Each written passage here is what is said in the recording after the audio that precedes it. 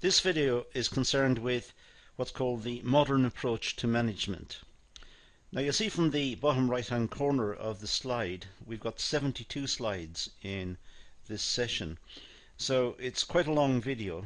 I recommend that you stop the video from time to time, have a break, make some notes as you go along, and return to the video and see it through. But it's a long video and it's quite detailed, so it's well worth having breaks throughout. Don't attempt it all in one run. But let's start and look at the modern approach to management. Well, various perspectives, e.g. The classical and HR approaches, have evolved into what is known as the modern approach to management. And this seems to be a term that's developed in the literature. It's based on, as the slide suggests, on the classical and the HR approaches. There are different components: the open systems approach, the contingency thinking approach, and the Japanese management style, which is known as Theory Z. So we have three different types of approaches here within the modern approach, and what we're going to do in this video is to look at each of them in turn and give a feeling for what each is about. It's always worthwhile, having completed the video, as I said earlier, having had several breaks, and perhaps you want to have a break at the end of each of these particular sections. That might be a good way of doing it. But then go and find some readings on the subjects themselves and do some research, perhaps do some research online as well, and make sure you've got a good set of notes which enables you to understand what's meant by each of these particular approaches. So let's start by looking at open systems. A system is defined as a group of interacting units or elements that have a common purpose. That's the idea of a system. It's a group of interacting units or elements, a group of units operating together in some way, and they have a common purpose. They're trying to achieve something. So it's a system. That's what we mean by a system. It's when there are various components working together to achieve something. These components, of course, could be machinery, people, management. That could be seen as a system. Different components working together to try to achieve something. So open systems refer to systems that interact with other systems or the outside environment. So now, having got the idea of a system, which is a number of components working together for a common purpose, we can now place the system in some sort of context. It's working with other systems, perhaps, or working with the outside environment. Generally speaking, systems do not exist on their own. They interact with other systems. We can see this all the time in almost our daily lives. Our computer systems, they are various components coming together for some common purpose. Perhaps for communications purposes, or for productivity purposes, or for teaching purposes, making classes available. But they are also interacting with other systems, with other ways of thinking and other requirements. So systems, by and large, do not exist on their own, unless, of course, you take some big macro view of a system and say, well, the whole planet Earth is a system. But then again, it interacts with the rest of the cosmos.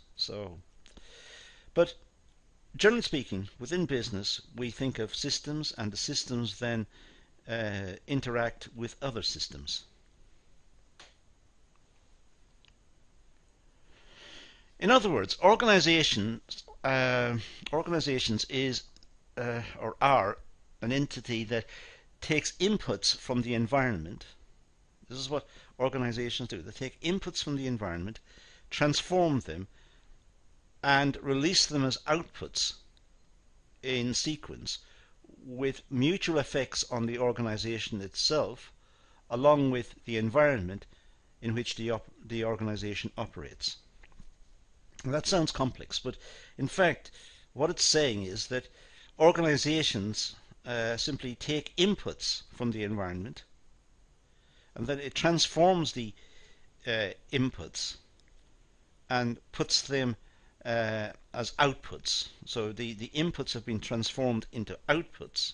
It's like our production process. We take raw materials, we transform them and make them into outputs. And it does this in sequence, and it has effects on the organization along with the environment in which it operates. Now, sometimes the effects of, let's say, production as a system has on the environment may not be very good. We may cause pollution or damage to the environment. And that raises a lot of other questions about pollution and ethical behaviour and population pressure and so on, which we're not going to engage in here. But with an open system, the inputs are transferred into outputs, and then the outputs eventually find their way back into the environment. That's the idea. So an open system refers to systems that interact with other systems or the outside environment. If they're open, they interact with other systems. They're open. So they're not closed. If they were closed systems, they would be self-contained. Open systems means they interact with other systems or with the outside environment. So if we think of production within a company, the output from the production process will interact with other systems, perhaps be sent on to other companies and form inputs with other companies, or will be sent on to customers in the wider environment. So it's an open system. It's not bound in or tied up in itself. It is not enclosed. It's an open system. For example, living organisms are considered open systems because they take substances from the environment, food for example. They take food and air and perhaps water, and then eventually they return these substances to the environment. And this enriches the soil, which makes the environment richer. So open systems are ones which there's almost a loop involved. The open system, it's open with the environment, it's taken from the environment, so the system is open, but then it's also delivering nutrients to the environment. The three main characteristics of open systems are: they receive inputs or energy from their environment, so they take in from outside. They convert the inputs into outputs, and they discharge their outputs into the environment. So back to production again, a very simple way of looking at it. Raw materials go into the company. So the company is taking something from the environment, it's taking the raw materials. It's converting the raw materials, the inputs, into outputs. And then it's sending out the outputs into the environment. So these are open, it's an open system. It's open because it's interacting with the environment. In this case, it's interacting with the environment at both ends, receiving the goods and discharging the goods out into the environment.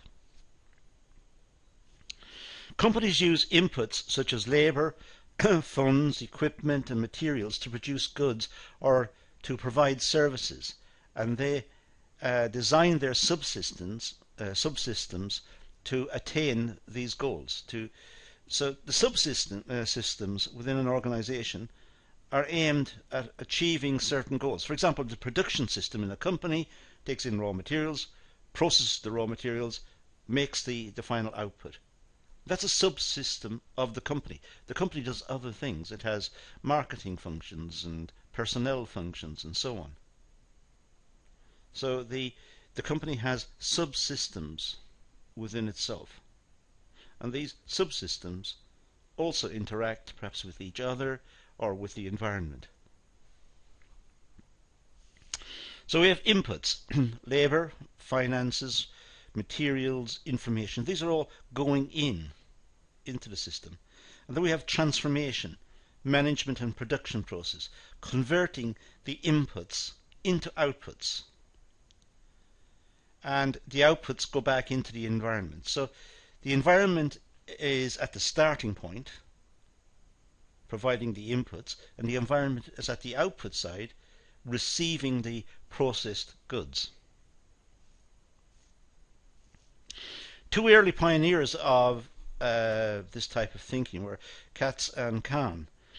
They began viewing organizations as open systems with specialized and interdependent subsystems and processes of communication, feedback and management linking the subsystems.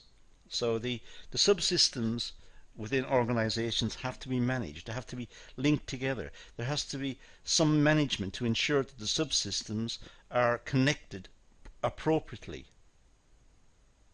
If they're not connected, then the organization is not functioning properly. Parts of the organization are not performing to try and achieve the overall goals of the organization. So the view is that it's an open system with subsystems that are connected and are connected appropriately to the main to the system, the other systems, the main system, and it's taking in information, labor, raw materials and so on from the environment, processing them and then turning them out. The subsystems could be the training of the workers, for example, and health and safety issues to ensure that the subsystems, I should say, are continuing to function appropriately. So that's our idea of open systems. They argued that closed systems approach fails to take into account how organizations are reciprocally dependent on external environments. Organizations depend on external environments. They are not closed. Closed systems are ones which are self-contained, and therefore there is in a sense no input and no output. The system is self-contained. It's an internal process. For example, environmental forces such as customers and competitors exert considerable influence on corporations, highlighting the essential relationship between an organization and its environment, as well as the importance of maintaining external inputs to achieve a stable organization. So, external forces are what drives systems within business. It's the external forces that influences the amount of raw materials and inputs that are required and the type of output that the organization will produce. There'll also be environmental forces in the context of, let's say, pollution monitoring to make sure that the organization is producing the product with minimal effects on the environment. The second perspective is the contingency perspective. I said there were three at the outset. Well, the second one is contingency. Now, the contingency approach to management is an extension of the humanistic perspective. So it's based on people. It's based on the idea that in an organization there is no one best way. So within organizations, generally speaking, we have to try different methods to try and find which is the best and under what circumstances. For the management process, planning, organizing, leading and controlling, to successfully resolve any tailored circumstance, it must recognize that organizations, people, and situations vary and change over time. And that's the problem that we have with business and management, that customer requirements are constantly changing, the environment is constantly changing, the pressures on the organization are constantly changing, the expectations of the organization are constantly changing. But that's what makes capitalism an interesting phenomenon to study.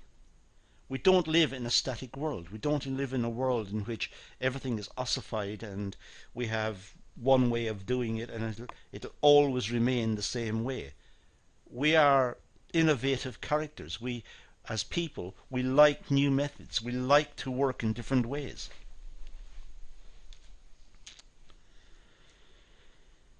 So, the right thing to do depends on a complex variety of critical environmental and internal contingencies.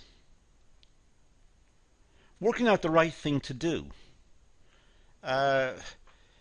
is difficult because we have to look at all of the alternatives, or as many alternatives as we can identify, and then select the most appropriate according to some set of criteria.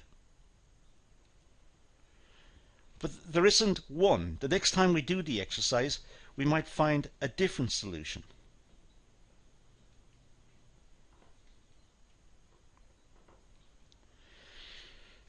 So this was suggested by two American academics, Lawrence and Lorsch, in 1967. The more dynamic and diverse the environment, the higher degree of both differentiation and integration required for a successful organization.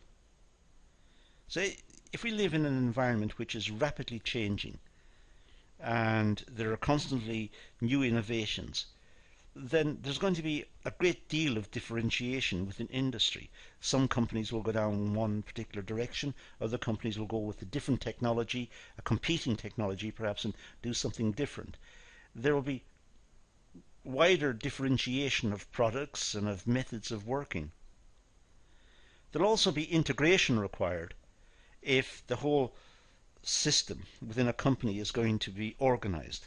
So there has to be integration, there has to be management view that the various dispersed activities, dispersed throughout the organization, these have to be coordinated to bring some sort of unified outcome. So dynamic and diverse environments lead to both differentiation but also greater pressure on management to integrate and to make sure that in a sense the technology and the forces of change are harnessed to bring about coordinated and efficient results. Less changeable environments require a lesser degree of differentiation, but they still require a high degree of integration. So less changeable environments still have to be integrated. They still have to be coordinated and managed and overseen by management to ensure efficient use of resources and efficient output. But there may be less differentiation within the system. Perhaps some production systems don't change very rapidly because technology changes slowly in certain environments perhaps. But it still has to be integrated, it still has to be controlled and managed. The more differentiated an organization, the more difficult it is to resolve conflict. Well, when organizations are differentiated, are subject to different rates of technological change and to different pressures, perhaps organizational pressures due to changing requirements because of technology or because of supplier condition or because customer expectations are changing, whatever it is that's causing it. The more differentiated an organization is, the more difficult it is to resolve conflict. Because the organization tends to become fragmented and there will be different power centers within the organization. Different groups of workers will be working on different products and different processes, and they will see that as their domain and will want to defend their domain and way of working. So it's more difficult for management to get a more coherent strategy running throughout the business. Where the environment is uncertain, the integrating functions tend to be carried out by middle and low-level managers, where the environment is stable. Integration tends to be achieved at the top end of the management hierarchy. So if the environment is uncertain, then middle and lower managers within the environment will have more pressure on them to try to bring about some sort of stability within the workplace. The environment is uncertain, the workers will feel the uncertainty, there may be bad industrial or employee relations within the organization. The onus is on middle management and perhaps even junior management to try to resolve the issues on the floor, resolve the issues where they arise, because the environment is uncertain, because perhaps work has to be switched over quite rapidly and frequently because of competitive pressures. But if the organization is going through a period of stability, then top management can then think about long-run strategy and think about the course the organization is going to follow in, say, the next 5 to 7 years or some such time period. So the stability of the environment is an important task in terms of management of the organization and the way the organization is managed.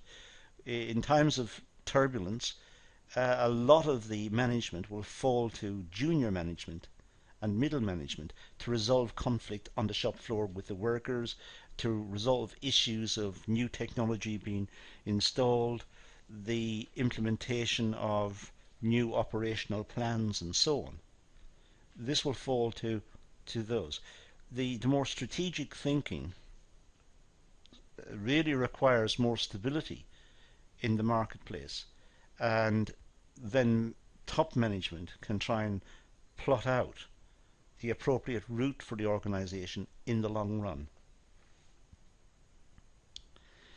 Friedler in the 60s and 70s was an early pioneer in this area. He identified that various aspects that have an impact on the effectiveness of different leadership styles.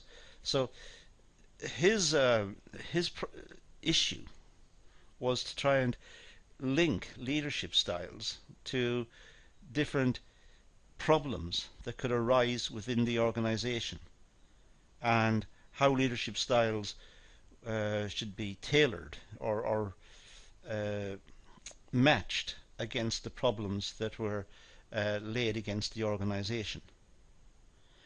For example, he suggests that key determinants of leadership style include the degree to which subordinates like or trust the leader.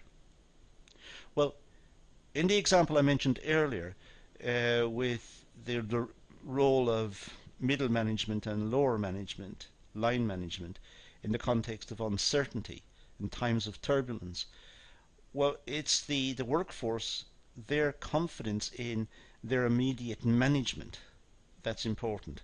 So they should trust the immediate management, the management to whom they report. And that will lead to greater stability, because the line managers will trust their departmental managers, and the departmental managers will trust the senior managers. And that will give an air of confidence throughout the organization in which they can cope with the uncertainty. It's also important to look at the degree to which the task is structured. Sometimes tasks are not very well structured. The tasks may be one-off tasks. Perhaps the task hasn't been encountered before, and there is no history of what to do or issues that are likely to be confronted. In this case, good leadership is required, and the good leadership should be close to the problem itself. So, for example, it may be the line manager who is looking at the problem and working with a set of workers to try and resolve an issue. But perhaps this is a new problem. They have not encountered this before. And this is where leadership emerges. How to structure a solution to the problem. And the formal authority possessed by the leader.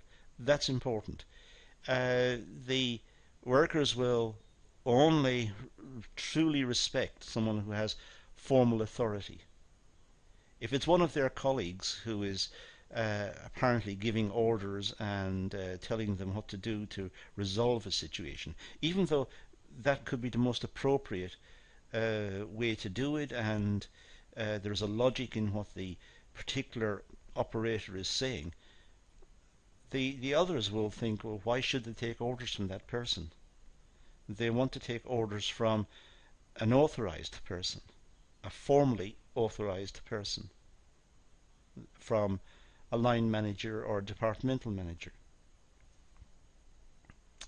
Task-orientated or relationship-orientated leadership should or would each worker if they fit the characteristics of the situation. So the characteristics of the situation really determines what sort of task-orientated or leadership style that's required. There should be formal authority, as I said.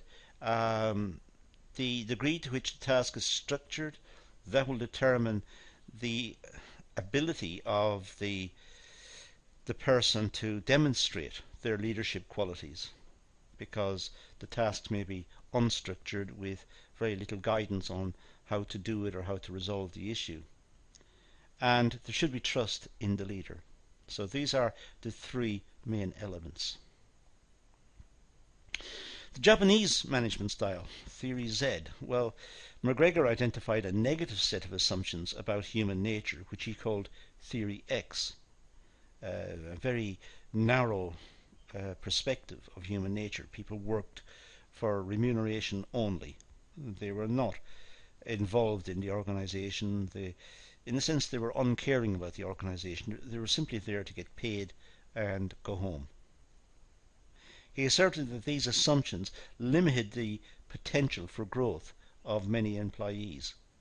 The employees were not engaged, so they didn't grow within the organization, they didn't empathize with the organization, didn't relate to it, they just wanted to go, get paid and leave. He presented an alternative set of assumptions that he called Theory Y, which were more positive about human nature as it related to employees.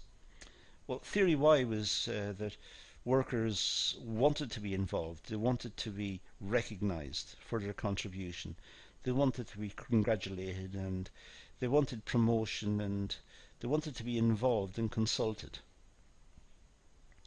In McGregor's view, managers who adopted Theory Y beliefs would exhibit different, more humanistic, and ultimately more effective management styles, and Theory Y became a well-known prescription for improving management practices. So Theory Y was where workers were participating and they wanted to be involved. Concerns about the competitiveness of the US companies led some to examine Japanese management practices for clues to the success enjoyed by many of their industries. Japan, in the post-Second World War period, had done phenomenal work and had developed corporations which were taking on the Americans and were taking on the rest of the world. Their car industry, their electronics industry, and so on. And no one knew how to compete effectively with them.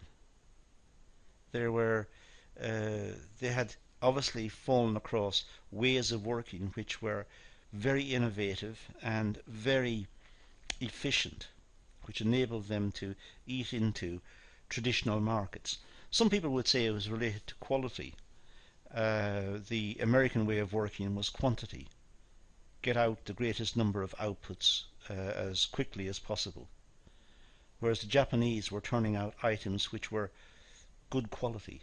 It wasn't quantity, it was quality. So some people believe that it was due to the quality revolution. However, it led to many articles and books purporting to explain the success of Japanese companies, and Theory Z was developed.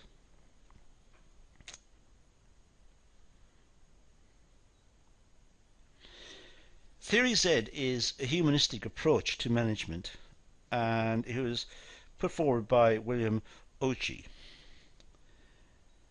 Now, the Ochi list of factors are as follows. The key features of Japanese industrial organizations, according to Ochi, are as follows. Offer lifetime employment, at least for core workers. So the core workers were given jobs for life. That's quite dramatic. We don't normally experience that in the West, but it was felt that this would create loyalty on the part of the workers. They saw the company as part of their life, as part of their family. So they were engaged, they were interested, they were motivated, they related to the organization. It was important to promote from within the company. Don't advertise for candidates from outside the company. Promote from inside. Reward loyalty to the company and reward people who show interest and are involved with the company. So promotion from inside, which creates more loyalty. And insist on mandatory retirement for core workers at age of 55. Now we talk about retirement age creeping up in the West because of pension problems, and we talk about people retiring at 70 or 65 or 70 or whatever. 55 is a very generous figure. But the idea was that the workers would be motivated and healthy and capable of making a good contribution up to the age of 55, and would look forward to their retirement and would appreciate the efforts of the organization, and their loyalty for the organization would be enhanced by this measure. Also, they should employ a large number of temporary employees, mostly women. This was a way in which the organization could meet fluctuations in demand quite easily, and also enable perhaps family members of full-time staff to top up family incomes and just from time to time go to the organization and have temporary jobs. So in a sense, it was all feeding back on loyalty and involvement and commitment to the organization, but also it was enabling the organization to meet variations in demand. And there was a high degree of mutual trust and loyalty between management and employees. They recognized each other and recognized the value each was bringing to the organization, and there was respect on both sides. The key features of the Japanese industrial organizations, well, career paths are non-specialized, with lifelong job rotation as a central feature of career development. So career paths were not really specialized. There was job rotation to give the workers new experiences and make them aware of the importance of other parts of the organization and the tasks performed within other parts of the organization. And that was the way in which careers moved on. the personnel within the organisation were being updated through job rotation, and it was an ongoing process. And decision making was shared at all levels. It wasn't a top down. It was all levels involved in decision making, trying to decide what was the best way forward. In terms of product innovation, many people would be involved, and their contributions were valued and taken seriously. So decisions were shared at all levels. And performance appraisal was long term. The first appraisal takes place 10 years after joining the company. Normally, we consider appraisals to be every year. But here, it was seen that the first appraisal should be after 10 years. So it takes 10 years for the person to truly understand the organisation, to have experienced job rotation, to have experienced different parts of the working environment, to understand the way the company is configured and run, and the way it's managed, and the person has a true feeling for the organisation. And it felt it was going to be 10 years before that could properly come out. There's a strong sense of collective responsibility for the success of the organisation. There was a feeling that everybody was in it together. It wasn't just top management controlling the organisation, it was everybody within the organisation was responsible. So there was loyalty throughout the organisation, and therefore everyone was trying their best, trying hardest to make the organisation successful. Cooperative effort rather than individual achievement is encouraged. So they tried to work together. Team working was seen as very important, but the teams were self-motivating. They understood what the organisation was doing. They had loyalty to the organisation. They had commitment. So it was in their interest to make sure that the jobs were done correctly and to good quality. In this view, this requires a new philosophy of managing people based on a combination of the following features of Japanese management. First of all, as I said earlier, lifelong employment prospects. Now, recent news from Japan seems to suggest that some companies are turning away from this commitment. But for the more traditional views, and particularly the views that were around at the end of the Second World War and into the 1960s and 70s and 80s and so on, was that commitment to lifelong employment was important. There should also be shared forms of decision making, like I just said. Everyone's opinion was valued and taken into account before final decisions were made. And the relationship between boss and subordinates was based on mutual respect. They understood exactly what their roles were, and they supported each other, and they cooperated. Although Ochi recognized that many of the features of Japanese management could not be translated into Western industrial society, he believed that certain features could be applied in a Western context. The move from the present hierarchical type of organization to a Theory Z type of organization is a process which, said Ochi, has the objective of developing the ability of the organization to coordinate people, not technology, to achieve productivity. So it was getting the people to work together was important. And once the spirit was right within the organization, and once there was understanding of what the organization was trying to do, and there was commitment to the organization, then technology and all the rest of it would sort itself out.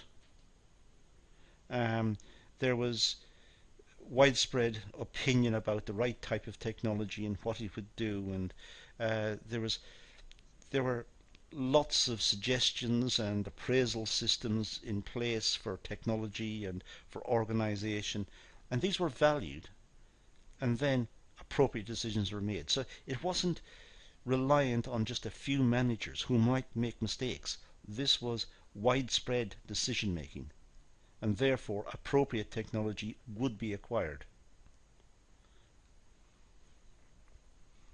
According to Auchi, the organization of Theory Z approaches into Western firms requires the following strategies. So to take Theory Z into Western firms requires the following: the adoption of a top-down approach based on definition of new philosophy agreed and supported by the organization's top management. Now, we say a top-down approach here.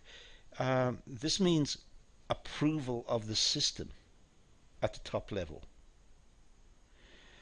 And this means then that once it's approved, then it's not so much top down. It could be bottom up, or it could be in any direction, because then the workers are in a sense empowered.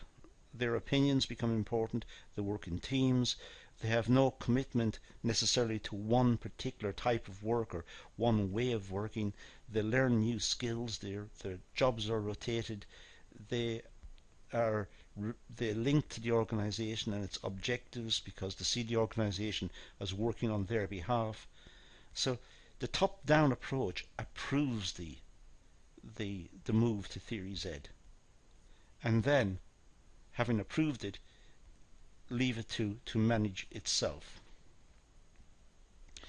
Implementation of the new approach should be carried through on the basis of consultation and communication with the workforce, and with full training support to develop relevant skills for managers, supervisors, and their teams. So once it's approved by top management, then the environment should be set up within which Theory Z would work. The workers should be trained. It should be explained to them what the organization is doing. The benefits to them should be explained. Their commitment, their understanding of the organization and the way it's going to work, that should all be explained, and their commitment should come out of this. According to this view, they should adopt the mores of the organization. They should work with the organization in trying to achieve its objectives: competitive advantage, product development, efficiency within the workplace, lack of waste, innovative working techniques, cooperation at all levels, working together with minimal supervision, working in teams, respect for each other, and so on. And this is what it's believed led to the great emergence of the Japanese industry at the end of the Second World War. And many of the ideas from this period are now coming into the literature in the West, and many organizations are trying to adopt some of these, and it's appearing more and more in terms of management education. For example, just-in-time philosophy, or the total quality management views, as well as consultation, motivation. Many of the areas are now more enlightened, and all of this in a sense can be traced back to making observations of the Japanese style of industry and organization that was around at the end of the Second World War. So this is a long video. I expect you to have stopped it many times and had many breaks, but if you've got this far, congratulations. Make notes from it. Make sure that you understand the three different approaches that we've identified, and make sure you understand them and can discuss these fluently.